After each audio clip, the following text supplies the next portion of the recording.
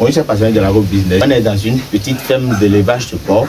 Et le problème qui surgit ici actuellement, c'est un problème où le propriétaire même ne sait pas ce qui cause la diarrhée blanchâtre au niveau de ses porcelaines.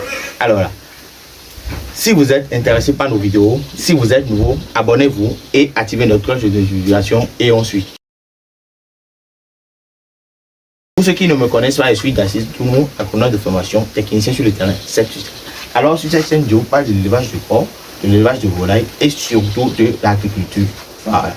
Alors, qu'est-ce qui cause la plus grande des soucis au niveau de la plupart des cheptels en Afrique, précisément au Bénin?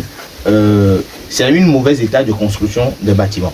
C'est-à-dire, au niveau des bâtiments, il ne devait pas avoir des problèmes, c'est-à-dire la stagnation de l'eau dans l'intérieur des bâtiments. C'est-à-dire, quand l'eau est très souvent stagnante dans le bâtiment, et vous allez voir, presque les porcelaines sont très souvent attirés vers l'eau là. Et dans cette eau, ils vont uriner, chier à l'intérieur, ils prennent encore l'eau là, soit ils se mettent à l'aise dedans. Vous allez voir, cette eau là va les conduire très souvent à plusieurs maladies. On a la colibacillose, la coccidiose, qui vont retarder vraiment la croissance au niveau de vos porcelaines. Voilà, parce que uniquement, je vais vous mettre ça en live. Voilà, vous voyez vous-même, vous voyez, ces porcelaines, ils ont pratiquement déjà un mois. Vous voyez, ils ont pratiquement déjà un mois. Or, normalement, et ils n'ont même pas encore, disons, 3,5 kg. Ils n'atteignent même pas encore 3,5 kg. Environ 4 kg, ils n'atteignent pas. Donc, pour éviter ce genre de trucs, vous voyez, l'intérieur de la loge de maternité ne doit jamais être humide. Ça doit être toujours sec. Et concernant l'eau, vous devez chercher aussi des techniques. Vous voyez, ça aussi c'est bien, hein? Mais ça, vous pouvez faire uniquement le mangeoire et vous servez de l'aliment sec.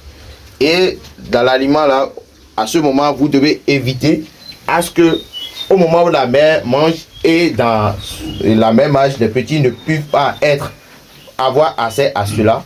Donc, c'est pour cela on suggère pour la majeure partie des temps de faire des espaces réservés aux porcelaines et le lancer avec de l'aliment starter. Voilà. Donc, c'est-à-dire l'aliment pré-démarrage, l'aliment sous-mer qui doit prendre, et je pense bien vous n'aurez pas ce genre de problème. Et au moment du sauvage, vous pouvez avoir de 7 jusqu'à 12-15 kg à 30-35 jours. Voilà, c'est le résultat même qu'on veut.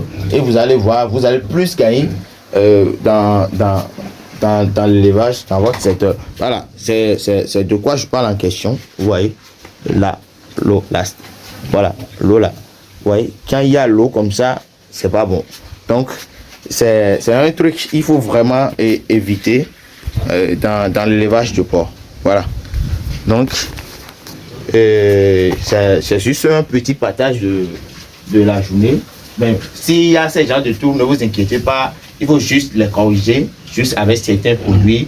On a, s'ils atteignent déjà un mois, vous pouvez, si déjà le cas de la maladie, là, vous pouvez utiliser du sulfate 33 dans le cas où la diarrhée est très accélérée, très avancée. Mais quand ils sont petits, il y a l'autre côté là aussi. Quand vous avez vos porcelaines, le 3e jour, il y a le fer que vous devez faire, le fer, la vitamine. Le 11e jour, après leur naissance aussi, vous devez faire ce rappel pour éviter les crises du 21e jour qui a encore une diarrhée de couleur blanchâtre très nauséabonde qui va carrément détruire la croissance au niveau de vos porcelaines. C'est-à-dire, quand ça détruit au début, c'est que jusqu'à la fin, vous avez ce souci et c'est difficile à rattraper. Voilà. Donc, je pense bien, on est à la fin de cette vidéo. Alors, si vous avez un centre d'intérêt sur notre chaîne, abonnez-vous, partagez la vidéo, likez-la et activez la cloche de notification. Et on se dit à la prochaine.